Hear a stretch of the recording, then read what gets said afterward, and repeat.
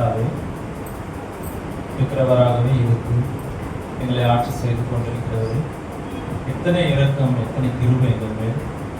ஐயா, உமக்கு ஆகாமிய வேலைகளை எல்லாம் செய்தாலும் கர்த்தாவே எங்களையும் நீர் இந்த பூமியில நீர் பிழைக்க வைத்திருக்கிறீர்.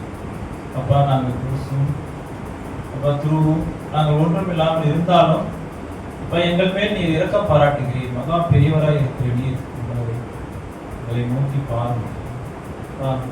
எங்களை நோக்கி பார்த்து கொண்டிருக்கிறீர்கள். அதற்காக நன்றி செலுத்துகிறோம். இந்த வேலையை கர்த்தாவே நாங்கள் ஏறெடுக்கிற துதியையும் எங்களுடைய மனத்தின் தியானமும் கர்த்தாவை நோக்கி இருக்கும்படி தயவாய் வேண்டிக் கொள்கிறோம். நீர் உம்முடைய பொக்கிஷமாகி உங்களுடைய குமாரனாகிய இயேசு கிறிஸ்து எங்களுக்கென்று கொடுத்தீர். அதுக்காக நன்றி செலுத்துகிறோம். அவர்களின் தழுப்புகளால் நாங்கள் ஒவ்வொரு நாளும் குணமாகி வருகிறோம். அதுக்காக நன்றி. அப்பா, அந்த அடிக்கப்பட்ட ஆட்டுக்குட்டியானவரை கர்த்தாவே நீங்கள் சிந்தையிலே வைத்து உம்முடைய நீர் எப்படிப்பட்டவர் என்றும் உம்முடைய சுபாவம் என்னது என்றும் அவர் வழியாக நாங்கள் அறிந்து கொள்கிறோம். அவரை எங்களுக்கு என்று கொடுத்ததுக்கு நன்றி.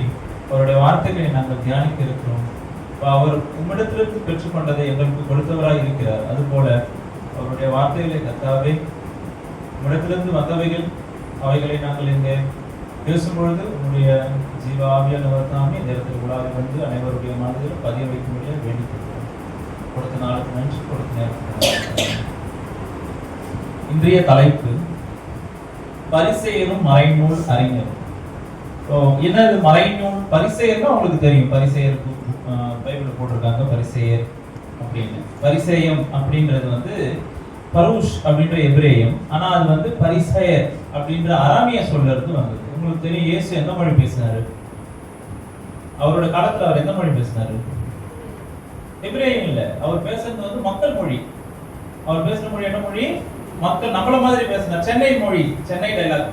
தமிழ் இருக்கு. இந்த தமிழ்லே வந்து ஒரு தீன் தமிழ் இருக்கு இல்லையா? எப்படி இருக்கிறீர்கள்? நன்றாக இருக்கிறீர்களா? உணவு உண்டீர்களா? அப்படி பேசுவதும் இருக்கு. அடுத்தது எப்படி இருக்கு? எப்படி இருக்கீங்க? சாப்பிட்டீங்களா? நல்லா இருக்கீங்களா? அப்படி கேட்கறோம்ல. இது மக்கள் மொழி. அப்ப மக்களுக்கு புரிகின்ற வகையிலே மக்கள் பேசிக் கொண்டிருந்த மொழி என்னன்னு பாத்தீங்கன்னா அராமி மொழி. அரபிய மொழி அதுல வந்து என்ன சொல்றாங்கன்னா பரிசேயர் அப்படின்னு சொல்றாங்க. ஓகே, அப்படின்னா என்ன அர்த்தம்னா பிரித்தெடுக்கப்பட்டவர்கள் இல்லைன்னா தனித்துவமானவர்கள்னா. எதுல தனித்துவமானவர்கள்? சாதாரண எல்லா யூத மக்கள்ல இருந்தும் அவங்க தனியா இருக்காங்க. ஏன் தனியா இருக்காங்க? அவங்க வந்து இறைவனை பற்றி அதிகமாய் சிந்திப்பவர்கள், பைபிளை பத்தி ஆராய்ச்சி செய்யறவங்க. அவங்க பைபிளை எல்லாம் என்ன பண்ணுவாங்க? அதாவது மோசே கொடுத்த 5 ஆகமங்கள் இருக்கு, அது எதுல வந்து இந்த உபாகமம் 28:2 சொல்லுங்க அப்படின்னு டக்கு சொல்லுவாங்க. அப்படிப்பட்ட மக்கள் தான் பரிசேயர்களாக இருந்தார். ஓகே, அடுத்தது வேத பாரகர்கள். அடுத்து வேற யாரு? வேத பாரகர்கள். நீங்க நிறைய இடத்துல பாத்துக்கீங்க. ராமாயணம் பாராயணம் பண்றாங்க, மகாபாரதம் பாராயணம் பண்றாங்கன்னு சொல்லி கேள்விப்பட்டிருப்பீங்க. பாராயணம் சொல்லுவாங்க, கேள்விப்பட்டிருக்கீங்களா? அது வந்து ஒரு சமஸ்கிருத வார்த்தை. ஆனா இது இப்ப இங்க தமிழ்ல அழகா கொடுத்திருக்காங்க. என்ன கொடுத்திருக்காங்கன்னா மறை நூல் அறிஞர். மறைனா வேதாகமம். ஓகே, சோ இது பைபிள். அறிஞர்கள் என்ன அர்த்தம்? இவைகளை நன்றாக கற்று தேர்ந்தவர்கள். இப்ப பரிசேயர்களுக்கும் மறைநூல் அறிஞர்களுக்கும் என்ன ஒரு வித்தியாசம் அப்படின்னு பாத்தீங்கன்னா, மறைநூல் அறிஞர்களுடைய கோட்பாடுகள் சிறிது வேற மாதிரி இருக்கும், பரிசேயர்களோட கோட்பாடு வேற மாதிரி இருக்கும். பரிசேயர்கள் ரொம்ப ரொம்ப ரொம்ப முக்கியமா என்ன சொல்லுவாங்க? என் தாத்தா பண்ணாரு, என் பாட்டி பண்ணாங்க, என் மூதாதையர்கள் பண்ணாங்க. ஜெபம் பண்ணும்போது கூட சொன்னாங்க சார், என்ன சொன்னாங்க? எங்களுடைய முன்னோர்கள் கடைபிடித்த அப்படின்ற வார்த்தை சொன்னாங்க. இவங்களுக்கு ரொம்ப முக்கியம் என்னன்னா முன்னோர்கள் சொன்னது ரொம்ப முக்கியம். முன்னோர்கள் சொன்னதை தான் பின்பற்றுவாங்க. கூட என்ன பண்ணுவாங்க? பைபிளையும் அப்படி சேர்த்துப்பாங்க. புரியுதா என்ன சொல்ல வர்றேன்னு? ஓகே, இப்போ நம்ம சமுதாயத்திலே இருக்கு. ஒரு விடோ இருக்காங்கன்னு வச்சுங்க, திருமணமாயி கணவனை இழந்த ஒரு பெண்மணி இருக்காங்க. அவங்க என்ன வைக்கக்கூடாது? பூ வைக்கக்கூடாது, பொட்டு வைக்கக்கூடாது, மேக்கப் பண்ணிட்டு போனா அதுக்கு வேற ஏதாவது பேசுவாங்க. இப்படி என்ன இருக்கு? எல்லாத்துக்கும் பின்னாடி ஒரு பின்னணி இருக்கு. ஏன் இருக்கு? சட்டம் எழுதி வச்சிருக்காங்களா இந்த மாதிரி ஏதாவது இருக்குல்ல பூ வைக்கக்கூடாதுன்னு? இல்ல. யார் சொல்றது? முன்னோர்கள் சொன்னாங்க. ஓகே, முன்னோர்கள் சொன்னாங்க. இப்படியாக சட்டமாக இல்லாத சில வேலைகள் எல்லாம் இவங்க நம்பிக்கொண்டிருந்தாங்க. அப்படிப்பட்டவர்கள் பரிசேயர்கள். புரியுதா? பரிசேயர்கள் எப்படிப்பட்டவங்கன்னு ஒரு சிம்பிள் எக்ஸாம்பிள் என்னன்னு பாத்தீங்கன்னா, இவங்க பைபிள்ல எந்த இடத்துலயுமே இப்படி கை கழுவுங்க அப்படி கை கழுவுங்க அப்படிலாம் எங்கேயுமே கொடுக்கல. எங்கேயாவது கொடுத்துருக்கா? உதாரணத்துக்கு எங்கேயாவது சொல்லுங்க பார்க்கலாம். யாத்திராகமோ என்ன ஆகுமோ லேவியர் ஆகமத்துல எங்கேயும் இல்லை. சாப்பிட்றதுக்கு முன்னாடி அப்படி கை கழுவுங்க இப்படி கை கழுவுங்க நல்லா ஸ்க்ரப்பர் போட்டு கை கழுவுங்க எதுவுமே கொடுக்கல. ஆனா இவங்க என்ன பண்றாங்க? மத்தேயு 15:2 அதுல வாசிச்சு பாருங்களேன்.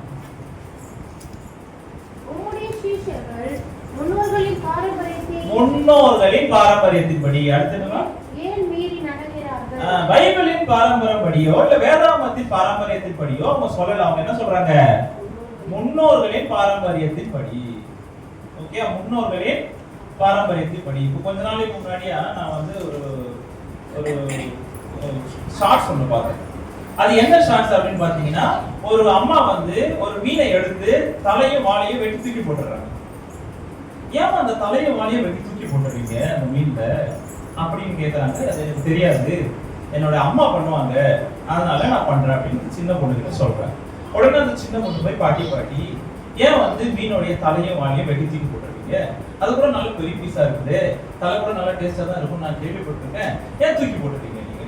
அது எனக்கு தெரியாதுமா, எங்க அம்மா பண்ணாங்க, அதனால நான் பண்றேன் அப்படின்னு. சரி, இந்த சின்ன பொண்ணு போகுது அவங்களுடைய பாட்டியோட அம்மா கொள்ளு பாட்டி அங்க கிட்ட போய், ஆயா பாட்டிமா ஏன் நீங்க வந்து மீனோட தலையும் வாழையும் வெட்டி போட்டீங்க? எனக்கு தெரியலையே, அம்மா கிட்ட கேட்டாலும் தெரியல, ஆயா கிட்ட கேட்டாலும் தெரியல, நீங்க சொல்லுங்களேன். அப்ப அவங்க சொன்னாங்க, நாங்க வாழ்ந்துட்டு இருந்த வீடு ஒரு சின்ன வீடு, நாங்க ஏழையா இருந்தோம், என் கையில இருந்தது ஒரு சின்ன சட்டி, அந்த சட்டியில இந்த மீன் எடுத்து உள்ள போட்டா மீனோட தலையும் மீனோட வாழும் நான் சட்டிக்கு வெளியே வந்துடும். அப்ப நான் எப்படி குழம்பு வைப்பேன்?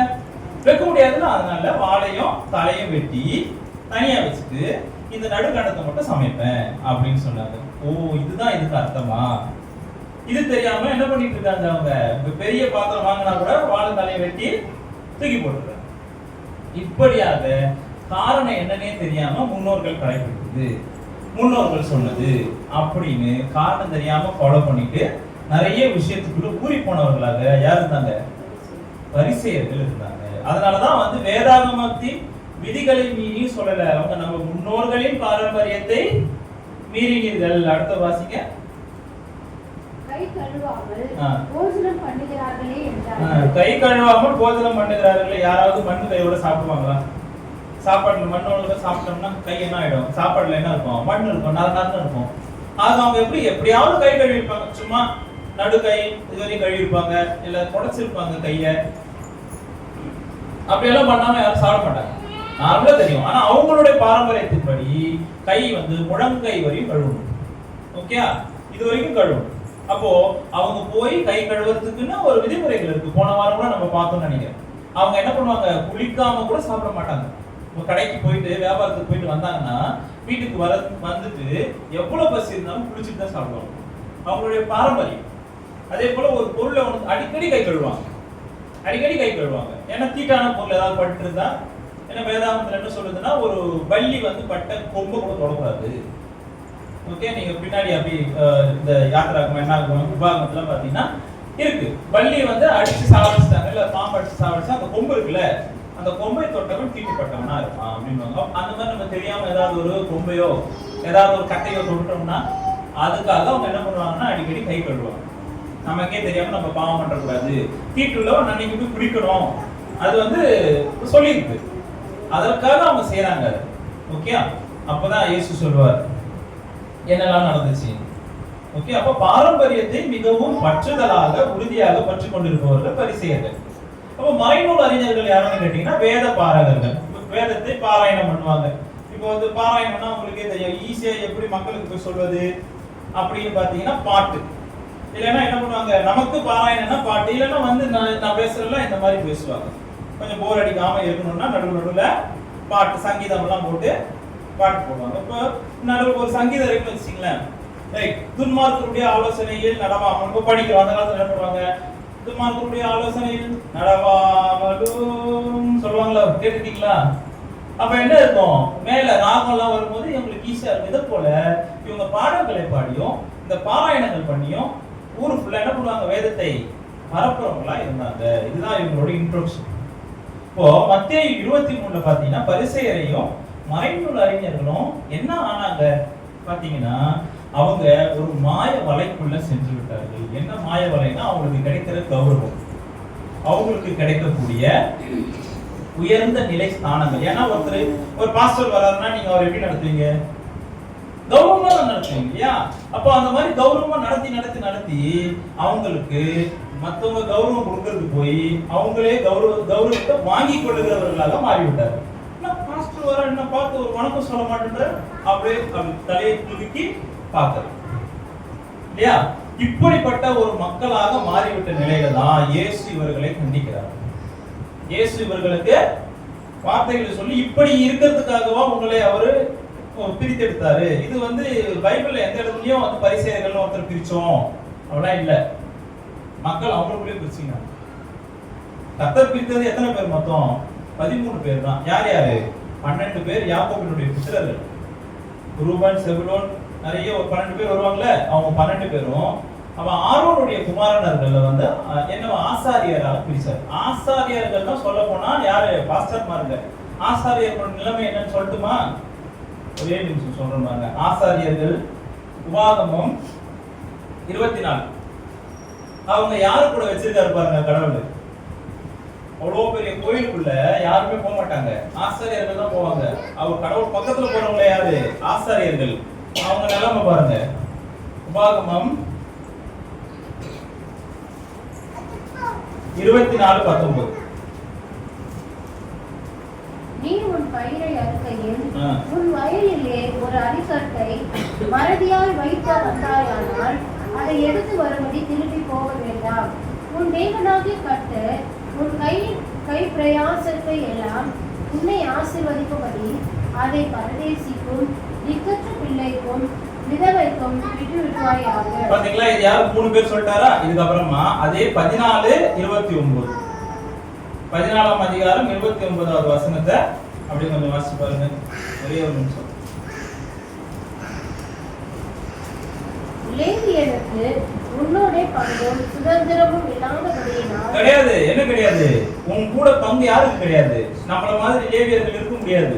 அவங்களுக்கு அவங்க அவ்வளோ பெரிய உயர்ந்த இடத்துல இருந்தா கூட அவங்களுக்கு நம்மள மாதிரி பங்கு கிடையாது. ஓகே, எதுக்கு? அவங்க இஸ்ரேலியர்கள் மாதிரி பங்கு கிடையாது. படிக்க மாட்டேங்குது.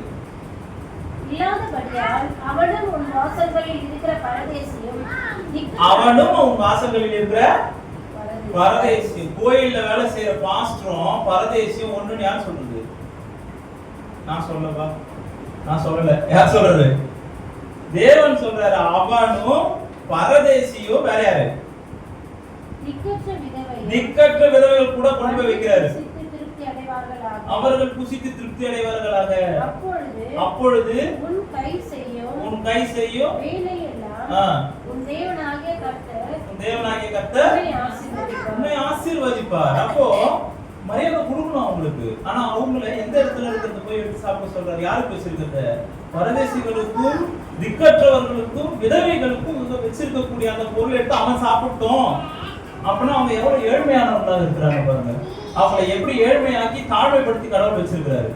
உயர்ந்த கடவுளுடைய இருக்கக்கூடிய அந்த பரிசுத்த ஸ்தலத்துக்கும் மகா பரிசுத்த ஸ்தலத்துக்கும் போக இருக்கக்கூடிய அந்த லேவியர்கள் போட்டிருக்காங்க. லேவியர்கள் அவங்களுடைய நிலைமையை உபாகமத்துல என்ன சொல்லியிருக்காங்க? அவங்களுக்கு முன்ன மாதிரி பணக்காரா இருக்கிறதுக்கெல்லாம் என்ன கிடையாது? வாய்ப்பு கிடையாது ராஜா, வாய்ப்பு கிடையாது. அவங்க என்ன பண்ணோம்? உன்னை நம்பித்தான் வாழ்கின்றனர் அப்படின்னு சொல்றாங்க. தேவன் பிரித்த அந்த 13 பேரை தவிர எக்ஸ்ட்ராவா தன்னை பெருமையா பெரிய ஆளா காட்டிக் கொள்றவங்க தான் யாரு? இங்க பரிசேயர்களோ மறைநூல் அறிஞர்கள். அவங்க என்ன பண்றாங்க? மக்களுக்கு மத்தியிலேயே பைபிளை நல்லா படிச்சோம்னா நமக்கு நல்லா மரியாதை கிடைக்கும், அதனால என்ன பண்ணலாம்? பைபிள் படிக்கலாம் அப்படின்னு பைபிள் எல்லாத்தையும் நல்லா உட்காந்து படிச்சு இந்த மாதிரி ஆளுங்கெல்லாம் எங்க இருப்பாங்கன்னா ஜட்ஜா இருப்பாங்க. ஏன்னா இதுதான் அவங்களுடைய சட்ட புத்தகம். யாருடைய சட்ட புத்தகம்? யூதர்களுடைய சட்ட புத்தகம். ஓகே, அவங்க தான் ஜட்ஜா இருப்பாங்க, அவங்க தான் விசாரிக்கிறவர்களா இருப்பாங்க. அதனால நீங்க வேணா இது மத்தேயு 23:1-2 வாசிச்சு பாருங்களேன். அவங்க எங்க இருக்காங்கன்னு. மத்தேயு 23:2 வேதபாரகரும் பரிசேயரும் ஆ. மோசேயினுடைய ஆசனத்தில் மோசேயினுடைய ஆசனத்தில் உட்கார்ந்து இருக்கிறார். மோசே அந்த லட்சக்கணக்கான மக்களை என்ன பண்றாரு? விசாரிக்கிறார். விசாரணை யார் செய்வாங்க? நீதிபதி செய்வார். அப்ப இவங்க எல்லாம் நீதிபதிகளாக உட்கார்ந்து கொண்டிருக்கிறாங்க, வக்கீல்களா இருக்கிறாங்க. ஓகே, புரியுதா உங்களுக்கு? இப்படிப்பட்ட இடத்தில் உட்கார்ந்து கொண்டு அவங்க என்ன பண்றாங்க மக்களை அப்படின்றதுதான் ஒண்ணு ஒண்ணா பார்க்க போறோம். அவர்கள் சொல்லுகிறத நீங்க செய்யுங்க, ஆனா அவங்க செய்கையின்படி செய்யாதீங்க அப்படின்னு சொல்றாரு. அப்போ நாம பரிசேயரா இருக்க போறோமா, மறைநூல் அறிஞரா இருக்க போறோமா, இல்லனா லேவியராய் கடவுளுக்கு என்று பிரித்தெடுக்கப்பட்டவரா இருக்குமா? கடவுளுக்கு என்று பிரித்தெடுக்கப்பட்ட லேவியரா இருந்தோம்னா நம்மளுடைய நிலைமை எப்படி இருக்குன்னு அவரே சொல்றாரு. யார் கூட நம்ம தான் இருக்கணும்? பரதேசிகளோடவும் மத்தவங்க கூட தான் இருக்கணும் அப்படின்றாரு. நாம நம்மளையே பெரிய ஆளா காட்டிக்கிறதுக்கு நம்ம வேதத்தை நல்லா படிச்சிட்டோம், நம்ம வேதத்துல ரொம்ப சிறந்த ஆளாயிட்டோம், நம்ம வேத நூல் அறிஞர் ஆயிட்டோம் அப்படின்னு நாம யோசிக்கும் போது இயேசு அந்த இடத்துல இருந்து இருப்பா, வெயிட் பண்ணு அப்படின்னு நம்மள சொல்லி ஒண்ணுன்னா சொல்றாரு. அவங்களுக்கு என்னெல்லாம் மரியாதை கிடைக்குதோ, என்னெல்லாம் மதிப்பு கிடைக்குதோ அது எதனால நடக்குது அப்படின்றத சொல்றாரு. இவங்களை வந்து ஆங்கிலத்துல ஹிப்போக்ரைட்ஸ் அப்படின்னு ஒரு வார்த்தை குறிப்பிடுவாங்க. என்னன்னா உள்ளொன்று வைத்து வெளியொன்று பேசுகிறவர்கள். உள்ள ஒண்ணும் கிடையாது, ஆனா வெளியில ஆஹா ஓஹா ஆஹா சூப்பர்லாம் சொல்லுவாங்க. ஒரு படத்துல, வடிவேல் படத்துல வெளியே வீடு இருக்கும், அதுக்கு பார்த்தா உள்ள என்ன இருக்காது, ஒண்ணுமே இருக்காது, காலி கிரவுண்ட் இருக்கும். அதே மாதிரி வெளியே பார்க்க பாலிஷா இருக்கும், உள்ள ஒண்ணு இல்லைன்றத பத்தி அப்படியே ஒன்னொன்னா திட்டி கடவுள் எழுதியிருக்காரு. இது லேவியர்களுக்கு சொல்லவில்லை, தன்னைத்தானே யாருன்னு சொல்லிக்கிறாங்க? மறைநூல் அறிஞர், வேதத்துக்கு சிறந்தவர், நாங்க தான் பெரிய ஆளு, நாங்க வந்து பீஸ் பண்ணுவோம், நாங்க எல்லாம் பண்ணுவோம் சொல்றாங்கல்ல. அதுல கௌரவத்துக்காக யாரெல்லாம் நிக்கிறார்களோ அவர்களுக்காக சொல்றாரு. தாழ்ந்து கர்த்தருக்கென்று வேலை செய்கிறவர்கள் அவர் சொல்லல. அவர் தாழ்ந்து கர்த்தருக்கென்று யார் வேலை செய்கிறார்களோ அவங்க எப்படிப்பட்டவங்க? அவங்க லேவியரா இருப்பாங்க. நம்ம லேவியரா இருக்க போறோமா, இல்லைன்னா பரிசேயர்களாகவும் மறைநூல் அறிஞராகவும் இருக்க போறோமா? எனக்கு பைபிள் நிறைய தெரியும். பரிசேயர்கள் வேதப்பாரர்கள், ஆனா லேவியர்களுக்கு அவ்வளவு தெரியுமா? நமக்கு தெரியாது. லேவியர்களை பத்தி குறைவா தான் கொடுத்துருக்கோம் புதிய ஏற்பாட்டுல. பழைய ஏற்பாட்டுல தான் அவங்க இந்த சடங்கு செய்யணும், அந்த சடங்கு செய்யணும், அதை செய்யணும், இதை செய்யணும், நிறைய இருக்கும். அடுத்தது 23:5 பாருங்க, வாசி பாருங்க. அவங்க எதுக்கெல்லாம் என்ன பண்றாங்க, அவங்க எதுக்காக எல்லாத்தையும் செய்யறாங்க, எதுக்காக அவங்க வந்து நான் அவ்வளவு பெருமையா காட்டிக்கிறாங்க பாருங்க. தங்கள் கிரியைகள் எல்லாம் மனுஷர் காண வேண்டும் என்று செய்கிறார்கள். தங்கள் காப்பு நாடாக்களை அகலமாக்கி. காப்பு நாடாக்கள் அப்படின்னா பழைய ஏற்பாட்டுல ஒரு வார்த்தை இருக்கு. என்னன்னா, நீங்கள் என்னை நினைவு கூறும்படி வானத்தின் நிறத்துல துணி அணிந்து கொள்ளுங்கள். உங்களுடைய Dress ஓரத்துல வந்து நீல கலர் வச்சுக்கோங்க. அதை நீங்க கலரை பார்க்கும் போதெல்லாம் கர்த்தருடைய கிருபை வானத்தை போன்று பெரிதானது அப்படின்னு சொல்லி ஒரு வார்த்தை இருக்கு. அது வேர்ஸ் எடுத்து வரல நானு. அந்த வார்த்தையை ஃபாலோ பண்றதுக்காக இவங்க என்ன பண்றாங்கன்னா, ட்ரெஸ்ஸே வந்து என்ன பண்ணுவாங்க, கொஞ்சோண்டு காப்பு நாடால கொஞ்சோண்டு வைங்கன்னு சொல்லியிருப்பாரு. அவர் என்ன பண்ணுவாங்க, நல்லா முக்கா பேண்ட் மாதிரி நீல கலர்ல போட்டு சுத்துவாங்க. புரியுதா என்ன சொல்ல வராங்க? நாங்களும் கடவுள் சொல்றதை ஃபாலோ பண்றோம் அப்படி ஓவரா. ஓகே, நாங்களும் நீதிமான பரிசுத்தவான அப்படிங்கிறது. அடுத்ததுமா அவங்க எப்படிப்பட்டவங்க? ஆகலமாக்கி அவங்க எதெல்லாம் எதிர்பார்க்கறாங்க? விருந்துல ஃபர்ஸ்ட் இடம் வேணும். விருந்துல யாருக்கு ஃபர்ஸ்ட் இடம்? விஐபிஸ். ஓகே, ராஜா கூட கிடைக்காது, ஆனா யாருக்கு முதல் இடம் கிடைச்சுவாங்க? உள்ள வாங்க ஏன் வாங்க சோதரன், ஏன் வாங்க உள்ள வாங்க கூப்பிட்டு உட்கார வச்சிருமா. அதே நேரம் தான் அங்கேயும் நடந்தது. அப்போ இது ஏசு நமக்கு தெளிவா சொல்றாரு, நீ ஒரு விருந்துக்கு போனா எங்க போய் உட்கார சொல்றாரு? பின்னாடி போய் உட்காரு. உன்னை பார்த்துட்டு அந்த விருந்து வச்சவன் என்ன பண்ணுவாரு, ஐயா நீங்க இங்க இருக்கிறீங்களா, வாங்க நீங்க தான் முதல்ல உட்காரணும், கூட்டு வந்து உட்கார வைக்கணும். நீ வந்து முதல்ல உட்காராத, இன்னொரு பெரியவன் வந்தானா உன்னை எழுப்பிடுவாங்க, உனக்கு அசிங்கமா போயிடும்னு சொல்லியிருக்கு. ஓகே, அப்போ நம்ம யார சொல்றதை ஃபாலோ பண்றோம்? நம்மளுடைய கிறிஸ்து இயேசு சொல்லுகிறதை, மேசியா சொல்லுகிறதை பின்பற்றுவர்களாக இருப்பது அதிக நிச்சயமான ஒரு காரியமா இருக்கு. அடுத்து பாருங்க, இப்போதான் நம்ம மெயினான விஷயத்துல வரும். ரைட், 23:13 இது வந்து முதல்ல சொல்லப்பட்டிருக்கிற என்னது, மாயக்காரராகிய வேதபாரகரே பரிசேயரே உங்களுக்கு ஐயோ ஐயோ ஐயோனா இது எப்ப சொல்லுவான்?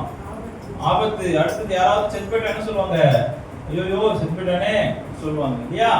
அப்படிப்பட்ட ஐயோ என்று ஆபத்து ஓசையை கூறக்கூடிய முதல் ஒன்று. இதை எப்படி நம்ம பார்க்கலாம்னா, முதல்ல 3 அவர்கள் செய்வது அதற்கான விளைவுகளை பற்றி சொல்லுது. முதல்ல பாருங்க, வாசிங்க பார்க்கலாம். பரலோக ராஜ்யம் மனுஷர் பிரவேசியாதபடி பரலோக ராஜ்யத்தை பூட்டி போடுகிறீர்கள். நீங்கள் அதை பிரவேசிக்கிறதும் இல்லை, பிரவேசிக்க போகிறவர்களை பிரவேசிக்க விடுகிறதும் இல்லை. மாயக்காரர்களே, வேதக்காரர்களே, பரிசேயரே, உங்களுக்கு ஐயோ. 14வது 13 இருக்கு. இப்ப என்ன சொல்லிருக்காங்கன்னா, பரலோக ராஜ்யத்தை பூட்டி போடுகிறீர்கள். எப்படி பூட்டி போடுறாங்க அவங்க? ஏன் பூட்டி போடுறாங்க? எப்படி பூட்டி போட முடியும்? இப்போ உதாரணத்துக்கு நாம தான் பரிசேயர்னு நினைச்சீங்க. ஏன்னா நமக்கு தான் பைபிள் தெரியும். நம்மளை விட்டு வெளியே இருக்கிற மக்களுக்கு என்ன தெரியாது? பைபிள் தெரியாது. ஓகே, இப்போ நாம தான் பரிசேயர்கள். இப்போ நம்மளை பார்த்து இந்த வார்த்தை கடவுள் சொன்னாங்கன்னா நமக்கு கஷ்டமா இருக்குமா இருக்காதா? இருக்கும். எப்படி நம்ம பூட்டு போடுறோம்? எப்படி பூட்டு போட முடியும்? நம்ம கையில தான் சாவி இருக்கு. சாவி என்னது? தேவனுடைய வார்த்தை. இந்த சாவி தான் பரலோக ராஜ்யம் போட்டு போகும். இது நம்ம கையில இருக்குது. ஆனா நாம என்ன பண்றோம்? அதை பூட்டு போட்டு வச்சிருக்கோம். எப்படி எப்படி சொல்லாம சொல்றாங்க. அது அடுத்தது வருது பாருங்க. அடுத்தது சொல்லாம எப்படி அப்படின்னா, சிம்பிளா ஒரு சின்ன கதை சொல்றேன். காந்தியடிகளுடைய கதை. ஓகே, அவர் கொஞ்சம் சீக்கிரமா முடிக்க பாக்குறேன். காந்தியடிகள், காந்தி தெரியல உங்களுக்கு? காந்தி வந்து என்ன பாட்டு எழுதினாரு? ஒரு என்ன ஈஸ்வர அல்லாஹ் தேரே நாம் அப்படின்னு சொல்லி ஒரு பாட்டு. அதுக்கப்புறம் அவர் ஹே ராம்னு சொல்லுவார் இல்லையா? அவருக்கு ஒரு ஆசை, கிறிஸ்து எப்படிப்பட்டவர் அவர் பைபிள்லாம் படிப்பார். அவர் என்ன பண்ணியிருக்காரு? சர்ச்சுக்கு போனோம் அப்படின்னு சவுத் அமெரிக்கால இருக்கும்போது சர்ச்சுக்கு போயிருக்காரு. சர்ச்சில் இருக்கிற கிறிஸ்தவர்கள் அனைவரும் வெள்ளைக்காரர்கள். எப்படிப்பட்டவங்க? வெள்ளைக்காரங்க. அந்த வெள்ளைக்காரங்க இதோ கருப்பினத்தான் உள்ள வந்துட்டான், இவனை தூக்கி என்ன பண்ணுங்க, வெளியே போடுங்கள் அப்படின்னு சொன்னதுனால நிமித்தமா அவரு கிறிஸ்துவத்தையே வெறுத்துட்டார். அப்போ ஒரு சில பரிசேயர்கள் போன்று இருக்கக்கூடிய கிறிஸ்தவர்கள்னாலே, புரியுதா என்ன சொல்ல வரேன்னு? அவர்களும் போக மாட்டேன்றாங்க, வரவங்களையும் என்ன பண்ண மாட்டேன்றாங்க, உள்ள போக அனுமதிக்கவில்லை. நம்முடைய நடத்தை அதன் விளைவாக அவர் என்ன பண்ணிட்டார்? இப்போ மகாத்மா காந்தி மட்டும் ஒரு கிறிஸ்தவர் ஆயிருந்தாருன்னா நம்முடைய தேசம் எப்படி இருந்திருக்கும் யோசிச்சு பாருங்க. எத்தனை பேர் மகாத்மா காந்தியை ஃபாலோ பண்றாங்க? அவங்க ஒருத்தர் வீட்டுல என்ன இருக்கும்? அவங்க இந்துவாவே இருந்தா கூட என்ன இருக்கும்? ஒரு பைபிள் கண்டிப்பா இருக்கும். மகாத்மா காந்தி அவர் பத்தி உயர்வான சிந்தனை நமக்கு இருக்கா இல்லையா? அட்லீஸ்ட் என்ன இருக்கும்? ஒரு இயேசு படமாவது இருக்கும், ஒரு வசனமாவது இருக்கும். அவர் சொல்லியிருக்க மாட்டாரா? ஒரு வசனமாவது இருக்குமா இருக்காதா? அது அவங்களை ரட்சிப்புக்குள்ள கொண்டு வருமா? இப்போ நாம ஒரு சில ஆங்கிலேய கிறிஸ்தவர்கள் செய்ததின் விளைவு ஒரு பெரிய தேசத்தையே பரலோக ராஜ்யத்துக்குள்ள பிரவேசிக்க முடியாத மாதிரி போட்டுதா இல்லையா? போட்டுச்சா இல்லையா? புரிஞ்சுதா? இதே விஷயம் அது நமக்கு நாம் என்ன பண்ணணும்? அப்ளை பண்ணி பார்க்கணும். எப்படி சம்ல ஃபார்முலா அப்ளை பண்றோமோ அந்த மாதிரி நமக்கு அப்ளை பண்ணணும். நான் எப்படி நடந்துக்கிறேன்? என்ன பார்த்துட்டு நான் சொல்றதுக்கு முன்னாடி வாயில இருந்து வார்த்தை பிறகு முன்னாடி என்னது பேசுது? அவனே ஒழுக்கம் இல்லாதவன் அவன் பேசுறான் சொல்லுவாங்க மாட்டாங்க. முதல்ல நான் என்ன பார்ப்பாங்க? நம்முடைய நடக்கையையும் ஒழுக்கத்தையும் வார்த்தையும் தான் பார்ப்பாங்க இல்லையா? அப்ப நாம எப்படி நடந்துக்கிறோமோ அதை வச்சுதான் நாம பரலோக ராஜ்யத்தை திறக்கிறதும் மூடுறோம். கரெக்டா இல்லையா? அப்போ இவங்க என்ன பண்றாங்க? பரலோக ராஜ்யத்தை அவங்க நடக்கையின்படியாச்சு இவனுங்கள மாதிரி நம்ம கிறிஸ்தவங்கள இருக்கிறதுக்கு இல்லாமையே போயிடலாம். இவனை மாதிரி ஒரு கிறிஸ்தவனா இருக்கிறதுக்கு நம்ம கிறிஸ்தவனாவே இருக்க தேவையில்லை அப்படின்னு பரலோக ராஜ்யத்தை பூட்டு போட்டு விட்டு நாமளும் உள்ள போறது கிடையாது. ஏன்னா நம்மளும் கிறிஸ்தவன்ற பேரை சொல்லிட்டு என்ன பண்ணிடலாம்? இல்லாத வேலையெல்லாம் பண்ணிட்டு நாமளும் உள்ள போறது கிடையாது. ஏன்னா நமக்கு ஸ்டாண்டர்ட் வச்சிருக்காரு கடவுள். அதையும் நம்ம வச்சுக்கிட்டு கிறிஸ்தவனா இருக்கிறன்ற வாய்ப்பை வச்சுக்கிட்டு அப்படியே ஓட்டிடுறது. உள்ள போறதுக்கு இருக்கிறவனையும் நம்ம அப்படியே வழி மடைச்சிக்கிட்டு சாவி அங்கையில நாம் கையில வச்சுக்கிட்டு என்ன பண்றது? உள்ளே விடாம அவங்களையும் தடுக்கிறது. இதுதான் முதல். அப்போ இப்படிப்பட்ட ஐயோ பரிசேயர்களுக்கு மட்டுமல்ல, வேதபாரர்களுக்கு மட்டுமல்ல, யாருக்கு இருக்கு? கிறிஸ்தவர்களாகிய நம்மீதும் இருக்கு. நாமளும் அவர்களை போல நடந்து கொண்டால் அலிஸ்டர் உனக்கு ஐயோ. புரியுதா என்ன சொல்லுவாருன்னு? ஏன்னா சாவி யார் கையில இருக்கு? என் கையில இருக்கு. இப்போ நான் உள்ள போகாம மத்தவனையும் உள்ள விட மாட்டேன்றேன். அப்போ நான் என்ன பண்ணுவேன்? அந்த சாவியை பயன்படுத்தி அதை திறக்க முற்படணும். நான் திறந்தாதான் எப்படி போக முடியும்? உள்ள போக முடியும். அடுத்தது பாருங்க. அடுத்து என்ன செய்யறாங்க பாருங்க. 14 வாசிங்க. மாயக்காரராகிய வேதபாரகரே, பரிசேயரே, ம். உங்களுக்கு உங்களுக்கு ஐயோ, இது ரெண்டாவது ஐயோ. பார்வைக்காக நீண்ட ஜெபம் பண்ணீங்க. பார்வைக்கு தான் பண்றீங்க, ஆனா வீட்ல ஒண்ணும் பண்றது கிடையாது. எல்லாரும் பாக்குற மாதிரி 100 பேர் 10 பேர் உட்கார்ந்து மாதிரி ஜெபம் பண்றது. தனியா உங்களுக்கு கடவுளுக்கு எப்படி லைஃப், அவர் ஒரு இடம் இருக்காரு, நான் ஒரு இடத்துல இருக்கேன்பா, போதும்பா. ரைட், பார்க்கும்போது அவங்க சிஸ்டர் உங்களுக்காக ப்ரே பண்ற சிஸ்டர் வீட்டுக்கு போறேன்னு வந்து போய் தூங்கிற மாதிரி உங்களை சொல்ல நிறைய பேர் பண்றோம், நிறைய பேர் பண்றாங்க, சாரி பண்றவங்க. ஓகே, அப்போ சபையில வந்து பிரேயர் பண்றது தனிப்பட்ட வாழ்வில பிரேயர் இல்ல. அப்போ கடவுளுக்குள்ள உறவு இல்ல, ஆனா வெளியே மட்டும் பைபிள் தெரியும், பிரேயர் பண்ணுவாரு, நல்ல ஃபயர் ஆன ஆளு. ஓகே, வீட்ல போனாதான் தெரியும், கொஞ்சம் தண்ணி எடுத்து தெரிச்சு குடிச்சு அனுப்பிச்சிருக்காங்க. ஓகே, அடுத்து வாசி பாருங்க, என்ன பண்றாங்க அவங்க? விதவைகளின் வீடுகளை பட்சித்து போடுகிறீர்கள். விதவைகளின் வீடுகளை பட்சித்து போடுகிறீர்கள். விதவைகளுக்கு ஸ்டேட்டஸே கிடையாது. இல்ல விதவைகளுக்கு, ஏன்னா அவங்கள பாதுகாக்க ஆண்கள் கிடையாது. அடுத்தது குழந்தை இல்லைன்னா சுத்தம் மோசம், அவங்க எந்த வேலைக்கும் போக முடியாது, எப்படியும் போக முடியாது. ரூத் 2:2 வாசி பாருங்க. அந்த காலத்துல விதவைகள் என்ன பண்ணாங்கன்னு ஏற்கனவே நம்ம ஒன்று வாசிச்சிட்டோம். வீட்டு வாசல்ல அந்த தானியத்தை வச்சிருவாங்களாம். அப்பதான் அந்த லேவியர்லாம் வந்து எடுத்துட்டு போவாங்கல்ல, அவங்க எடுத்துட்டு போய் சாப்பிட்டு அவங்க திருப்தி ஆகட்டும் அப்படின்னு ஒன்று பார்த்தோமா இல்லையா? உனக்கு கடவுள் நல்லா ஆசீர்வாதம் பண்ணாருன்னா ஒரு மூட்டையை கொண்டு வீட்டு வாசல்ல வச்சிருக்கு. ஓகே, அந்த வழியா போற விதவைகள், பரதேசிகள், ஒண்ணு இல்லாதவங்க, லேவியர்கள் அதுல இருந்து எடுத்துட்டு போய் அவங்க வச்சு சாப்பிட்டுட்டோம் அப்படின்னு சொல்லிட்டாரு. அப்புறம் இன்னொன்னு வாசிச்சோம் 24:19. நீ ஒரு அரிக்கட்டு, நீ வந்து நெல்லு வயலு வீட்டுல வதச்சிட்டு ஒரு நெல்லு கட்டுவாங்கல்ல போர் அடிக்கிறதுக்கு, அதை மறந்துட்டு வேணும்னா அப்படியே விட்டுரு, அங்கிருந்து யாராவது எடுத்துக்கிட்டோம் அப்படின்னு சொல்றாரு. அதுல விதவைகளும் வந்துடுறாங்க. அடுத்தது விதவை ரூத் 2:2 வாசி பாருங்க.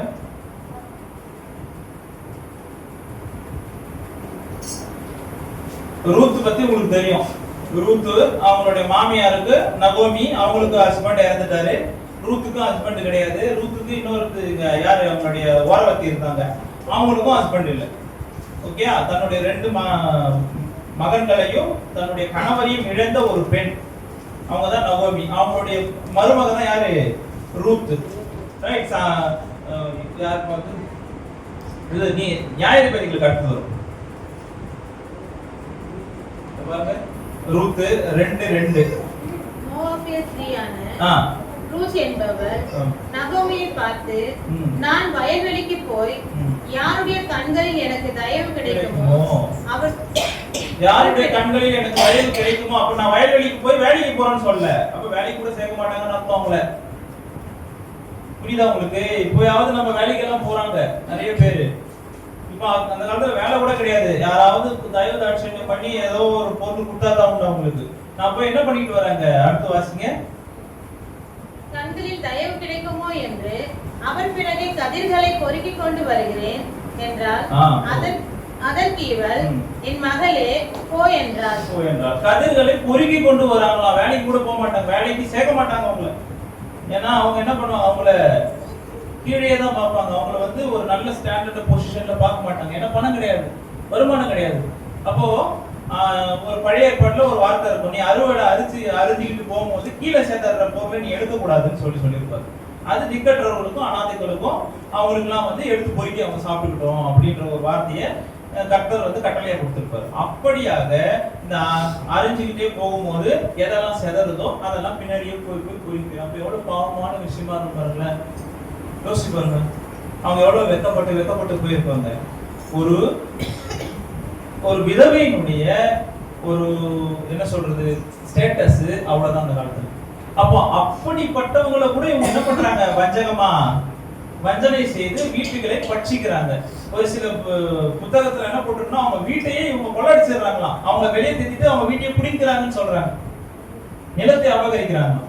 அப்படி ஈவு இரக்கம் இல்லாத ஒரு மக்களாக வாழ்ந்தார்கள் அப்படின்னு சொல்லக்கூடியது.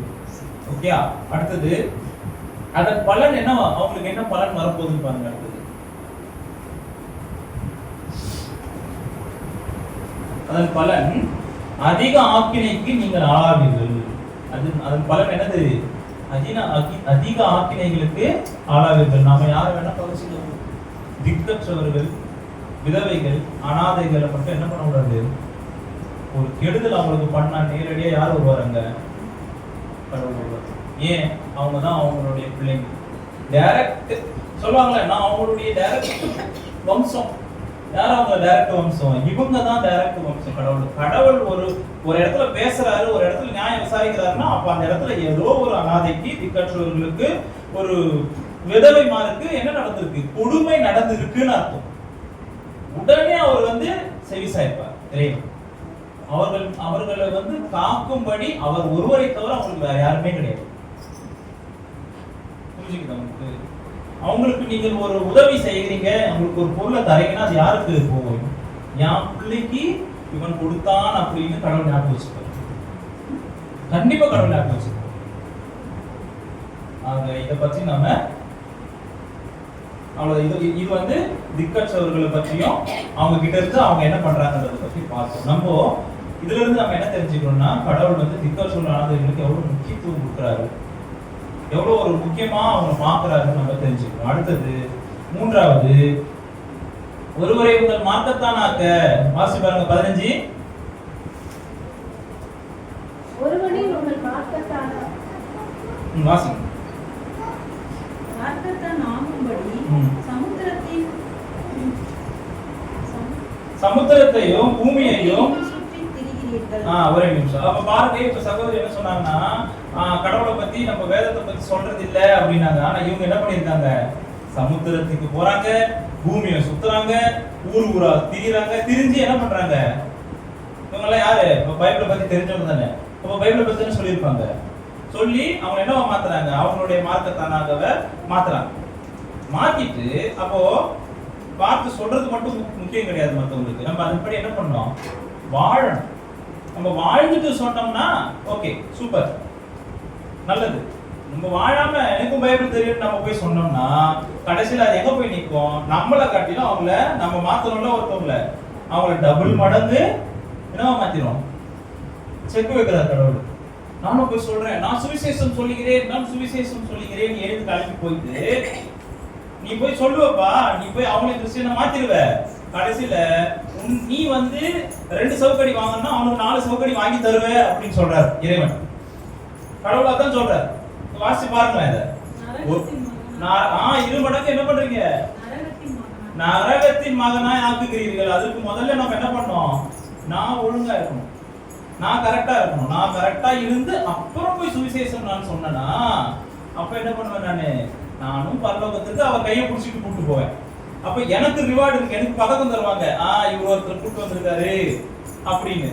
நான் அது பண்ணாம, நான் சரியான ஒரு கிறிஸ்தவனா இல்லாம நான் சுவிசேஷம் சொல்ல போகிறேன்னு போய் நான் எனக்கு தெரிஞ்ச தப்பான விஷயங்களை அவருக்கு சொல்லி அவரை கண்டுக்காம விட்டு அவர் தப்பா கடவுளை ஃபாலோ பண்ணி அதுக்கப்புறம் என்ன நடக்கும்? அது என்ன காட்டிலும் ஒரு டபுள் மடங்கா எரி நரகத்திற்கு அனுப்பக்கூடிய ஆளாக மாறி விடுவார்கள். அதனால ஒரு கிறிஸ்தவனா இருப்பது, ஒரு பரிசேயரா இருப்பது எப்படின்னா கத்தி மேல நடக்கிற மாதிரி இருக்கு.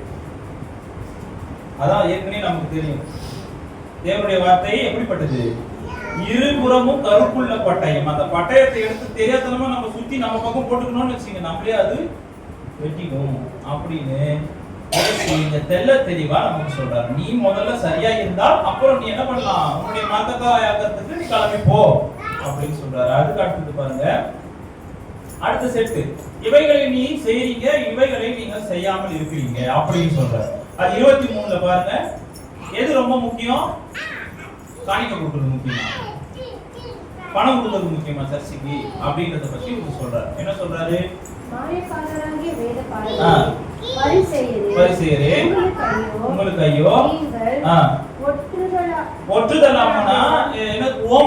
ஓமம் தெரியுமா உங்களுக்கு? ஓமம் குட்டி குட்டியா இருக்கும், ஓமம் தெரியல அது. அப்புறம் வெந்தயமும் சின்னதா இருக்கும், சீரகமும் சின்னதா இருக்கும். இதுல எல்லாம் என்ன பண்றீங்க? உங்களுக்கு 1 கிலோ அறுவடை பண்ணீங்கன்னா அதுல இருந்து 100 கிராம் எடுத்து கொட்டிட்டு போயிடுறீங்கன்னு வச்சுக்கீங்களா. 10% 100 கிராம் எடுத்துட்டு வந்து நீங்க வந்து சர்ச்சில் கொடுத்துட்டு போயிடுறீங்க. இதெல்லாம் நீங்க செய்றீங்க, ஓகே. ஆனா இவைகளை காட்டிலும் சிறந்தது என்னது?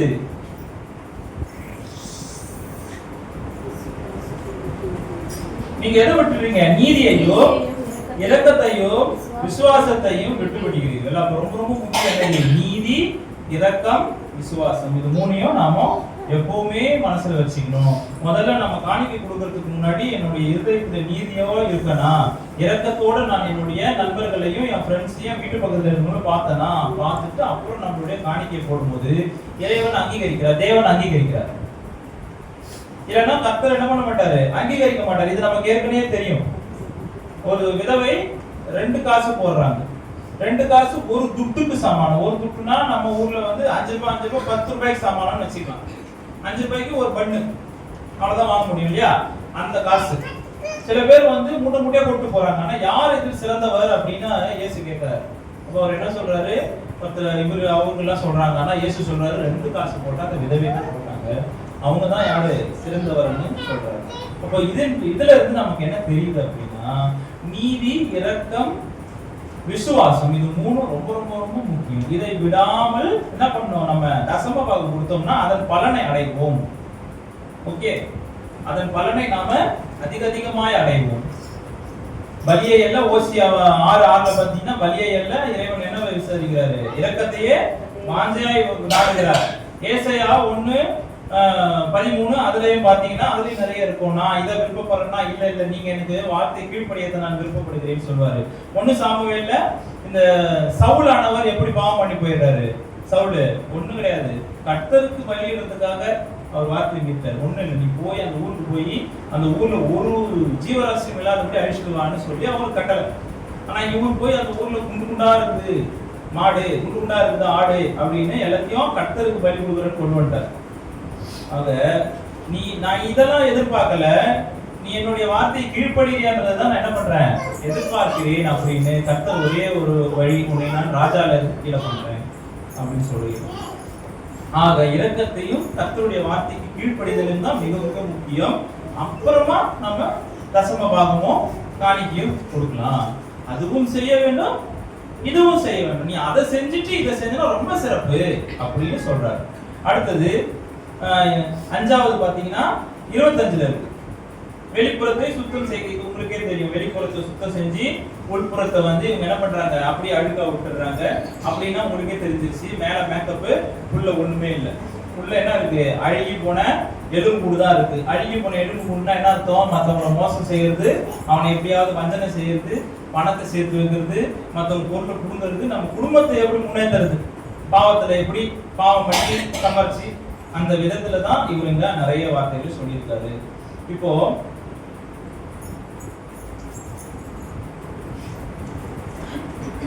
இயேசு அவர்களை பற்றி, அப்போ இது அடுத்தது 6வது 23 27 6வது வாசிங்க பாருங்க. 23 27 அவங்க எப்படிப்பட்டவங்கள இருக்காங்கன்னு சொல்றாரு. மாயக்காரராகிய வேதபாரகரே, பரிசேயரே, உங்களுக்கு ஐயோ, வெள்ளையடிக்கப்பட்ட கல்லறைகளுக்கு ஒப்பாயிருக்கிறீர்கள். அதுவும் அதே மாதிரி இன்னொன்று, வெள்ளையடிக்கப்பட்ட கல்லறை. முதல்ல பாத்திரம் வந்து எச்சி பாத்திரமா இருக்கு, உள்ள அழுக்கா இருக்கு, வெளியே மட்டும் நீ கிளீன் பண்ணிக்கிற. இது இன்னும் ரொம்ப மோசமா போய் நீ வந்து சுடுகாடுறா, சுடுகாடு நீ இடுகாடு பொதிச்சு வச்சிருக்கிற ஒரு இடம், வெளியே மட்டும் நல்லா பாலிஷ் பண்ணி என்ன பண்ணிருக்காங்க நமக்கு தெரியும். நம்ம ஆயா தாத்தாக்கு என்ன பண்ணிருக்காங்க, அந்த ஊர்ல நல்லா மாமாங்கெல்லாம் சேர்த்து மொசைக்கா படிது கிரைனைட், ஐ திங்க் கிரைனைட்ல எதிரே போட்டு அழகா சூப்பரா செஞ்சிருக்காங்க பெருசா. எங்களோட ஆயா தாத்தா 2 பேருக்கும் பாட்டி. ஆனா உள்ள இருப்பதோ அவர்களுடைய பூத உடல், அழுகி போன எலும்புகளும் அதான் இருக்கு. ஆனா வெளியில பளிங்குகல்லாக இருக்குது. இப்படிப்பட்ட ஒரு வாழ்க்கையை யார் வாழ்ந்து கொண்டிருக்கார்கள் இவர்கள். இதை நாம் கம்பேர் பண்ணிப்போம். நாமளும் இப்படிப்பட்ட வாழ்க்கை வாழ்ந்து கொண்டிருக்கோமா? வெளியே அழகா இருக்கு, ஆனா உள்ளேயோ நாச்சம், உள்ளேயோ சுத்தம் இல்லாத ஒரு காரியம், உள்ளேயோ என்ன சொல்றது, அழுகி போனது இல்லையா? சோ இதுவும் என்ன சொல்றது, நம்மளே நாம் ஆராய்ந்து பார்க்கணும். இது ஐயா ஒருத்தவங்க பரிசெயர் தானே, அந்த பரிசெயருடைய நிலையில நாம நம்மளை நிறுத்தி பார்க்கணும். ஏன்னா நாம ஒருத்தரும் யாரு பைபிளை அறிந்தவர்கள், வேதபாரர்கள், வேதத்தை பற்றி நாம சொல்ல போறோம். அட்லீஸ்ட் இங்க வந்தாலும் பேச மாட்டோமா, பக்கத்துல யாருக்கிட்டையாவது பேச மாட்டோமா, 2 வாரத்துக்கு கூட பேச மாட்டோமா இல்லையா? அப்போ நம்மளே நாம் பரிசெயருடைய இடத்திலே வைத்து பார்க்க வேண்டியது அதிக உண்மையான காரியமா இருக்கிறது. அடுத்தது கடைசியா, அவர்கள் செய்தவைகள் மற்றும் செய்பவைகள். அவர்கள் என்ன சொல்றாங்க, அவங்க ஒண்ணு செஞ்சிடறாங்க, அப்புறம் அவங்க ஒண்ணு சொல்றாங்க, எக்ஸ்கியூஸ் கேட்கறாங்க, எக்ஸ்கியூஸ் சொல்லி தப்பிச்சுக்கிறாங்க. ஐயோ நாங்க இப்படி பண்ணிருக்க மாட்டோமே, அப்படி பண்ணியிருக்க மாட்டோமே அப்படின்னு. அது எடுத்துங்க 29 வாசி பாருங்க. மாயக்காரனாகிய வேதபாரகரே, பரிசேயரே, உங்களுக்கு ஐயோ, நீங்கள் தீர்க்கதரிசிகளின் கல்லறைகளை கட்டி நீதிமான்களின் சமாதிகளை சிங்காரித்து. பாருங்க என்னெல்லாம் பண்றாங்க, நீதிமான்களின் சமாதிகளை சிங்காரிக்கிறாங்களாம், மாலை போட்டு போட்டு அழகழகா டெக்கரேஷன் எல்லாம் பண்ணி வைக்கிறாங்களாம் அவங்க. அடுத்து என்ன பண்றாங்க, சிங்காரித்து எங்கள் பிதாக்களின் நாட்களில் நாங்க அந்த காலத்துல மட்டும் இருந்திருந்தோம்னா இவங்க எல்லாம் நம்ம கொல்ல விட்டுருக்க மாட்டோம், நாங்களும் ரத்த பழிக்குள்ள போயிருக்க மாட்டோம்னு சும்மா என்ன பண்றீங்க நீங்க, சும்மா கதை விடுறீங்க அப்படின்னு சொல்றாரு அவரு. நீங்க ஏன் அந்த மாதிரி கதை விடுறீங்க? இப்போ யார பண்ணாங்கன்னு சொல்றாங்க. ஃபர்ஸ்ட் ஒரு கொலை நடந்தது. ஓகே, யார பண்ணாங்க? ஃபர்ஸ்ட் கொலை. ஃபர்ஸ்ட் கொலை பைபிள்ல என்னது? Very good. காயினா ஆபேல்? காயின் வந்து ஆபேலை கொண்டு விடுறாரு. ஆபேலையும் எதுல வைக்கிறாரு? தீர்க்கதரிசியில வைக்கிறார். அப்போ அங்க வாசி பாருங்க, ஆபேலையும் தீர்க்கதரிசி. எப்படி தீர்க்கதரிசி ஆகிறார் ஆபேல்? ஏதாவது சொன்னார் ஆபேல்? ஒண்ணும் செய்யல. கர்த்தருக்கு கீழ்ப்படிந்தார். கர்த்தருக்கு கீழ்ப்படிந்தால் நம்மளாம் யாரு? நமக்கு ஒரு உயர்ந்த பதவி இருக்கு. என்னது? தீர்க்கதரிசி. கர்த்தருக்கு கீழ்ப்படிந்தாலே நம்ம யாரு? தீர்க்கதரிசி. அங்க வாசி பாருங்கம்மா. அடுத்து என்ன சொல்றாரு இயேசு?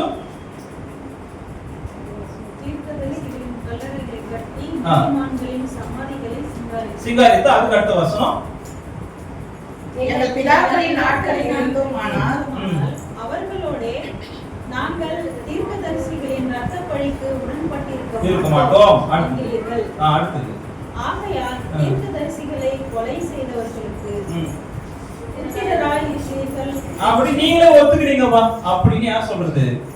இயேசு சொல்றாரு. அப்போ தீர்க்கதரிசிகளை கொன்ன ரத்தப்பழி உள்ள அந்த கைகள் அந்த குடும்பத்துல தான் நீங்களும் பிறந்திருக்கீங்கன்னு நீங்களே ஒத்துக்கிறீங்க. நீங்களும் கொலைகாரங்களுடைய பிள்ளைங்க தானே, நீங்களே சொல்லிடுவீங்க, நீங்களே சாட்சி கொடுக்குறீங்க அப்படின்னு சொல்லிட்டு, ஆகையால் இதோ தீர்க்கதரிசிகளையும் ஞானிகளையும் வேத பாரகரையும் உங்களிடத்தில் அனுப்புகிறேன்.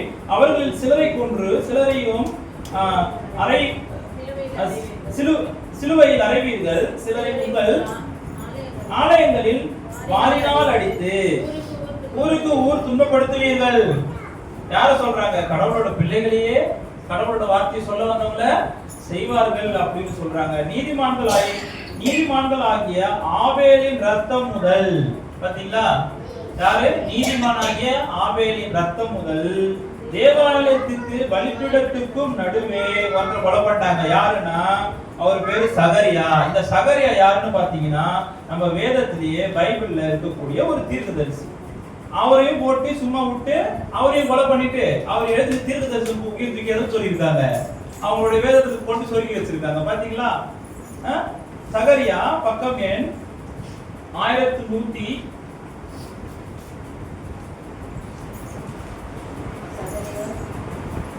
சகரியா 1092 1ஆம் அதிகாரம் 1ஆம் வசனம். இதுல அப்படியே கரெக்ட்டா போட்டு வச்சிருப்பாரு. யாரு? தரியு அரசாண்டு 2ஆம் வருஷம் 8ஆம் மாதத்திலே இதோவின் மகனான பெரக்கியாவின் குமாரனாகிய சகரியாவுக்கு உண்டான கர்த்தருடைய வார்த்தை. ஓகேயா? இது ஒரே வார்த்தை. இது யார்? எந்த சகரியா நமக்கு தெரிஞ்சுச்சா? அப்பா பேர் முதற்கொண்டு எந்த ஒரு காலம் முதற்கொண்டு எல்லாம் போட்டாச்சு. அடுத்தது இந்த இடத்துல பாத்தீங்கன்னா இதுல 35வது வசனம் என்ன சொல்லியிருக்காங்கன்னு பாத்தீங்கன்னா, நீங்கள் கொலை செய்த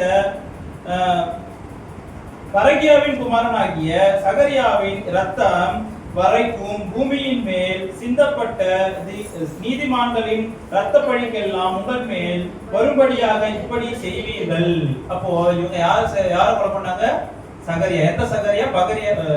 பரகியாவின் மகனாகிய சகரியா. இந்த சகரியா யாரு? அதே சகரியா. அப்போ இந்த சகரியாவே கொலை பண்ணி அந்த சகரியா எழுதின தீர்க்கதரிசன புக்கே எதிர வச்சிருக்காங்க. அவங்க பைபிள் தூக்கி வச்சிருக்காங்க. எப்படிப்பட்ட மக்களா இருப்பாங்க யோசிச்சு பாருங்க. புரியுதா என்ன சொல்ல வரேன்னு? ஐயோ நான் அவருக்கு கொலை பண்ணிட்டுமே கடைசியில் தான் அவர் கடவுள் அனுப்பணும் இப்பதான் தெரியுது. அதனால என்ன பண்றாரு அவரு? அந்த சகரியா தூக்கி உள்ள வைக்க பைபிள் ஆக்குங்க. அப்போ கர்த்தருடைய பிள்ளைகளையே கொள்ளுகிறவர்கள் கர்த்தருடைய பிள்ளைகளா இருப்பாங்களா? எப்படி இருக்க முடியும்? முரண்பாடு ஐடியா, ரெண்டும் ஆப்போசிட் ஐடியா. நானே கிறிஸ்தவன், இவங்களும் கிறிஸ்தவங்க, நான் இவங்களை போட்டு அடிக்கிறேன்னு வச்சுக்கீங்களேன். அப்ப நாங்க 2 பேரும் எப்படி கிறிஸ்தவங்களா இருக்க முடியும்? அப்ப 2 பேர்ல ஒருத்தர் வேற என்னவோ தானே இருக்க முடியும். ஆக இது என்ன சொல்லுது அப்படின்னு பாத்தீங்கன்னா, இந்த இடத்துல வேதப்பாரர்கள் பரிசேயர்களாகிய இந்த மக்களை மட்டுமல்ல, வேதத்தை அறிந்த, வேதத்தை பற்றி தினமும் படிக்கக்கூடிய, வேதத்தை வார வாரம் கேட்கக்கூடிய மக்களாகிய நமக்கும் இது போடுது. நாமளும் யாரு? வேத பாரகர்கள். பரிசேயர்கள் அப்புறம் வச்சீங்க, அது தனியா போயிட்டோம். ஏன்னா அவங்க வந்து பாரம்பரியத்தை ஃபாலோ பண்றாங்க. நம்மளும் வேதத்தை படிக்கிறோமா, முடிஞ்சா என்ன பண்றோம், ஏதாவது பேசுறோமா அதை பத்தி. இப்ப நாமளும் யாரு? வேத பாரகர்கள். இப்ப நமக்கும் கர்த்தர் என்ன சொல்றாரு? இயேசு கர்த்தர்னா நம்மளுடைய எஜமான். நம்ம எஜமான் ஆகிய இயேசு என்ன சொல்றாரு? ஐயோ, நீ இப்படி இருந்தால் உனக்கு ஐயோ, நீ இப்படி இருந்தால் உனக்கு ஐயோ அப்படின்னு 7 ஐயோ சொல்லியிருக்காரு. ஓகே, இப்ப யாராவது துக்கித்து போயிட்டாங்கன்னா, மறந்து போயிட்டாங்கன்னா உடனே என்ன பண்ணுவாங்க? தலையில அடிச்சு ஐயோ ஐயோ ஐயோ ஐயோ சொல்லுவாங்களா? நீங்க வேணா என்னைக்காவது ஒரு நாள் கணக்கு கொடுப்பாங்க எத்தனை ஐயோ சொல்றாங்க. ஓகே, இவரு 7 ஐயோ சொல்லியிருக்காரு. 7 ஐயோ என்பது எத்தனை மரணத்திற்கு ஏதுவான ஒரு ஐயோவாக இருக்குதுன்னு நம்மை நாமே ஆராய்ந்து பார்க்க வேண்டும். நாம இவர்களிடத்திலிருந்து கற்றுக்கொள்ள வேண்டும். நாம 2 இடத்துல இருந்து கற்றுக்கலாம். நல்லது இடத்திலிருந்து எப்படி நல்லவர்களாக இருக்க வேண்டும், எப்படி அவங்கள மாதிரி நம்ம வாழணும்னு இயேசுவை பார்த்து கற்றுக்கொள்ளலாம். அடுத்தது தீயவர்களிடத்திலிருந்து எப்படி வாழக்கூடாது, எப்படி அவர்களிடத்திலிருந்து விலகி போகணும், எப்படி நாம வந்து அவங்கள மாதிரி இருக்கக்கூடாதுன்னு கற்றுக்கணும். இப்போ நமக்கு இது ஒரு நெகட்டிவ் எக்ஸாம்பிள். நாம இவங்களை பத்தி எப்படி இருக்கக்கூடாது என்று கற்றுக்கொள்வதற்காக நமக்கு இயேசு கிறிஸ்து சொல்லி கொடுத்த ஒரு காரியம். ஏன்னா வெளி மக்களா இருந்தா ஈஸியா கடவுளை பத்தி தெரிஞ்சுக்கலாம். ஏன்னா அவங்க எதுவுமே தெரியாது, ஒண்ணுமே தெரியாது. அவங்க ஃபுல்லா இருட்டுல இருக்காங்க. திடீர்னு என்ன வருது? அவங்களுக்கு வெளிச்சம் வருது. ஐயோ நாம் இப்படிப்பட்டவனா அப்படின்னு. ஆனா இதுவே வேதம் தெரிஞ்சு வேதத்துல ஊறி போனவங்க எப்படி இருக்காங்க? குண்டு பல்பு போட்ட மாதிரியான ஒரு லைட்ல இருக்காங்க. கொஞ்சம் தெரியுது, கொஞ்சம் தெரியல. அவங்க என்ன நினைச்சிருக்காங்க? இந்த குண்டு பல்பு லைட்டே போதுமா எனக்கு, இதுலயே என் வாழ்க்கையை ஓட்டிடுறேன் அப்படின்னு முழுமையான வெளிச்சமாகிய இயேசு கிறிஸ்துவை பார்க்க வருவது கிடையாது. ஆக நான் கர்த்தருடைய வார்த்தையை படிக்கிறேன், அதுல கிறிஸ்தவனா இருக்கிறேன்ற போர்வைக்குள்ள இருந்து நம்ம இந்த மாதிரியான ஒரு நிலைமைக்கு தள்ளப்பட போகிறோமா? இல்ல எனக்கு ஒண்ணுமே தெரியாது, நான் இருட்டுல இருக்கேன், என்னை விடுதலை செய்யுங்க, பிரகாசமானவரே, வெளிச்சமானவரே, எப்படி வந்து சவுலை பவுலாக்கி மாத்தினீரே, அந்த வெளிச்சத்தை என் மேல உங்களுடைய குமாரனை கொண்டு கொடுங்க அப்படின்னு நம்ம கேட்டு அவருக்கு பெற்றுக்கொள்ள போறோமா அப்படிங்கறத உங்களுடைய கையிலையும் என்னோட கையிலையும், ஏன்னா இது உங்களுக்கு மட்டும் இல்ல எனக்கு பொருந்தக்கூடிய காரியம், என்னோட கையிலும் அதாவது என்னிடமும் நாமே கேட்டுக்கொள்ள வேண்டியது. கர்த்தருக்கு நன்றி செலுத்துகிறேன். கர்த்தர் நேரத்தை எடுத்து பிரயோஜனப்படுத்தினார்னு விசுவாசிக்கிறேன். ஜபத்தோடு நம்ம தெரிவு செய்கிறேன். பரிசுத்தாவே, பரலோகத்தில் இருப்பவரே, பலியையும் இரக்கத்தையும் நீதியையும் விசுவாசத்தையும் எதிர்பார்க்கிறவரே, ஐயா, நாங்கள் எப்படிப்பட்டவர்களாக இருக்க வேண்டும் என்று இன்று நீர் உங்களுடைய குமாரனை கொண்டு நீ வெளிப்படுத்தி அதற்காக நன்றி செலுத்துகிறோம். நாங்கள் வெளித்தோற்றத்திலே மாயமானத்திலே வாழ்கிறோமா, இல்லை உண்மையாகவே உண்மை பின்பற்றி நடக்கிற பிள்ளைகளாக வாழ்கிறோமா என்பதை கர்த்தாவே எங்களுக்கு நீ வெளிச்சு போட்டு காட்டியிருக்கிறீர் என்று நாங்கள் விசுவாசிக்கிறோம் சுவாமி. அப்பா, நாங்கள் அப்படிப்பட்டவர்களாக உண்மையாக நேசிக்காத பிள்ளைகளாக இருந்தால் எங்களை மன்னியும். இனி வரும் நாட்களிலே உண்மையை நாங்கள் உண்மையாக நேசிக்கவும், அப்பா, நாங்கள் இதுவரை எது சரி என்று நினைத்தோமோ அவைகளை எல்லாம் கர்த்தாவே நீர் கண்டு கொண்டிருக்கிறீர். அவைகள் எல்லாம் எங்களுக்கு சரியா தவறோ என்று எங்களுக்கு உணர்த்தி எங்களை ஆசீர்வதியும். அப்பா, எங்களுடைய பாதையை நீர் ஆசீர்வதியும் கர்த்தாவே. அப்பா, அவைகள் உமக்கு பிரிதியா இருக்கும்படியாய் வேண்டிப்படுகிறோம். அப்பா, நாங்கள் அறியாமல் இருந்தால் எங்களை அவைகளிலிருந்து நீக்கி எங்களை கர்த்தாவே உம்முடைய அறிவின் வழியிலே நடத்துங்க. உம்முடைய வேதத்தை கர்த்தாவே நாங்கள் நல்ல விதத்திலே புரிந்து கொள்ளவும், பெருமைக்காகவும் மேட்டுமைக்காகவும் நாங்கள் அதை கர்த்தாவே எங்கள் வாழ்க்கையிலே பிரயோஜனப்படுத்திக் கொள்ளாமல் அவைகளை கர்த்தாவே உம்முடைய ராஜ்யம் வருவதற்காகவும் நாங்கள் பரலோக ராஜ்யத்திலே பிரவேசிப்பதற்காகவும் நாங்கள் பெற்றுக்கொள்ள, உம்மிடத்திலிருந்து ஆசீர்வாதத்தை பெற்றுக்கொள்ள நாங்கள் அதை பயன்படுத்த எங்களுக்கு உதவி செய்துள்ளோம். எங்களோடு இருந்து எங்களை வழிநடத்தி பார்த்துக்கொள்ளும் உங்களுடைய குமாரனாகிய இயேசு கிறிஸ்து நாமத்தினாலே வேண்டிக் கொள்கிறோம். ஆமென்.